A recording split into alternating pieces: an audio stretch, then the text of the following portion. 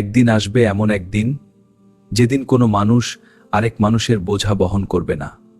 প্রত্যেকেই বহন করবে শুধু নিজেরই আমল, নিজেরই পাপ, নিজেরই পরিণতি। যদি কারো গুনাহের বোঝা পাহাড় সম ভারী হয়, সে তখন চিৎকার করে ডাকবে। কিন্তু সেদিন নিজের বাবা মাও এগিয়ে আসবে না, ভাই বোন, নিকট আত্মীয় কেউই কারো বোঝা নেবে না। কারণ সেদিন প্রত্যেকেই নিজের চিন্তায় ব্যস্ত থাকবে।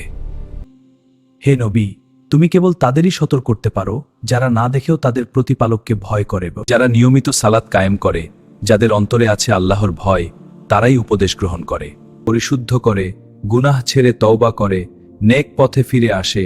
আর সে কারো উপকার করে না, সে উপকার করে নিজেরই, কারণ আল্লাহ অমুখাপেক্ষী, আমাদের ইবাদতের কোনো প্রয়োজন তার নেই। আর মনে রেখো, শেষ পর্যন্ত আমাদের সবাইকে ফিরে যেতে হবে আল্লাহর কাছেই। সেদিন কোনো অজুহাত চলবে না, চলবে না কোনো পরিচয়, চলবে না কোনো সুপারিশ। সেদিন শুধু একটাই প্রশ্ন, তুমি কি নিয়ে এসেছ?